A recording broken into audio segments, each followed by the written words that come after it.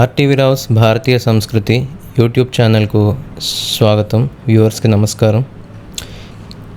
రమణ మహర్షి గారి శిష్యుడైన పాపాజీ గారు తన శిష్యుడు అడిగిన ఒక ప్రశ్నకి ఒక అద్భుతమైన కథ ద్వారా సమాధానం చెప్పారు. చాలామందికి ఉన్న ప్రశ్న ఇది, అసలు ఎందుకని ఇన్ని కష్టాలు అనుభవిస్తున్నాం, ఎందుకు అసలు భూమి మీద జన్మెందుకు తీసుకుంటున్నాం, ఎందుకు మళ్ళీ చనిపోతున్నాం, మన కళ్ళ ముందే చాలామంది చనిపోతూ ఉంటారు అసలు ఎందుకు ఈ బాధలన్నీ పడుతున్నామని చాలామందికి అనుమానం ఉంటుంది.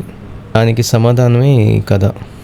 ఒక అడవిలోని ఒక యోగీశ్వరుడు తన శిష్య సమేతంగా ఆశ్రమాన్ని నెలకొల్పి అక్కడ నివసిస్తూ ఉంటాడు. వాళ్ళలోని ఒక శిష్యుడు ఎప్పుడూ గురువు గారికి మంచిగా సేవ చేయడము, ధ్యానం చేసుకుంటూ ఆయన దగ్గరే ఉండడము, ఇలా అంతా చేస్తూ ఉంటాడు. అయితే ఒకరోజు ఆ శిష్యుడు గురువుగారి దగ్గరకు వచ్చి అడుగుతాడు, అసలు ఎందుకు ఈ భూమి మీదకి మనుషులు వస్తున్నారు, వాళ్ళు ఎందుకు ఇలా కష్టాలు పడుతున్నారు, దీని అంతటికీ కారణం ఏంటి అని అడుగుతాడు. అడిగితే గురువుగారు చెప్తారు, పోయి నీళ్లు తీసుకొని రా అని చెప్పి పంపిస్తారు. ఆయన నదికి వెళ్తాడు నీళ్లు తేవడానికి.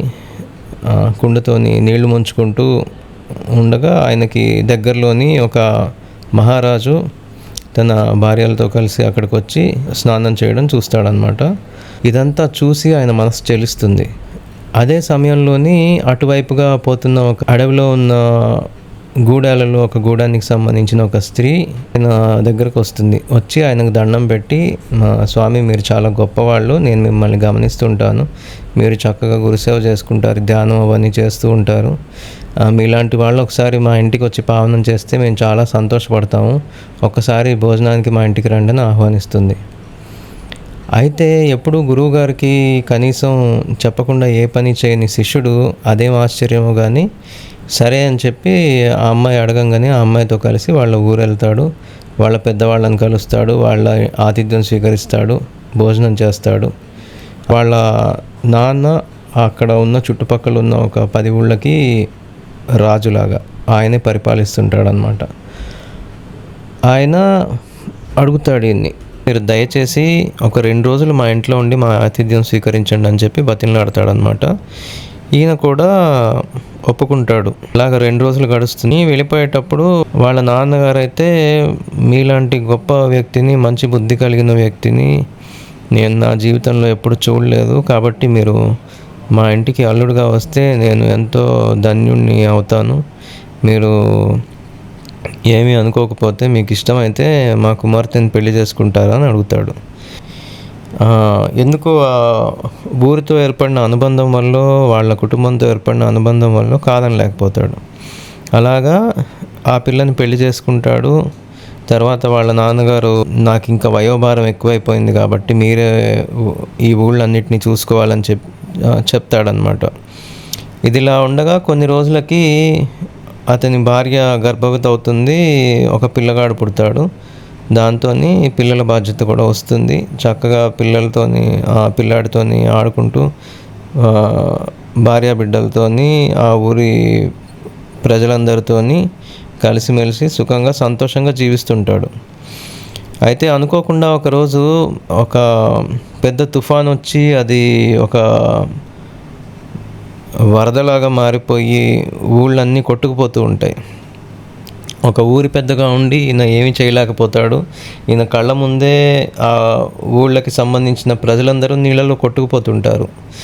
దాన్ని చూసి భరించలేక నరకయాతన అనుభవిస్తూ ఇంకో పక్కన తన కుటుంబాన్ని, మిగతా జనాల్ని కాపాడుకోవాలనే తాపత్రయంతో కొండ మీదకి పరిగెడుతుంటాడు.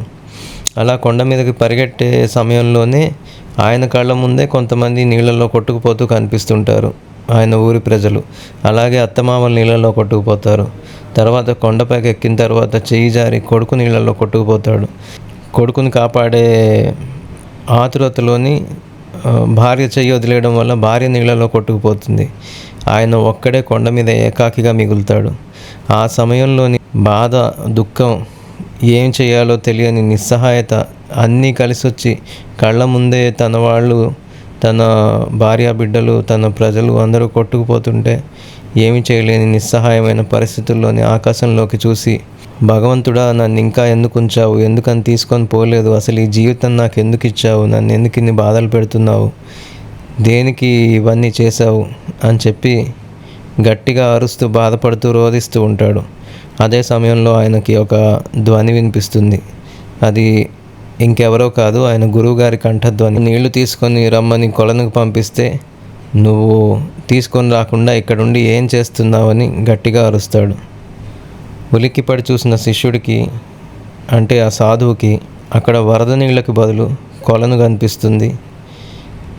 ఎదురుగా రాజుగారు పరివారం కనిపిస్తారు. తన గురువు గద్దిస్తూ కోపంగా చింతనిప్పులు లాంటి కళ్ళతో ఆయన్ని చూస్తూ కనిపిస్తాడు. ఆశ్చర్యపోయిన ఆ సాధువు అప్పుడు అర్థం చేసుకుంటాడు, అసలు భూమి మీదకి జనాలు ఎందుకు వస్తున్నారు, వాళ్ళు ఎందుకు పుడుతున్నారు, ఎందుకు చస్తున్నారు, వీటన్నిటికీ కారణం మరేది కాదు, మన ఏమరపాటుతనం, మనం ఏకాగ్రతతో ఉండి మన జీవిత లక్ష్యాన్ని మనం సాధించే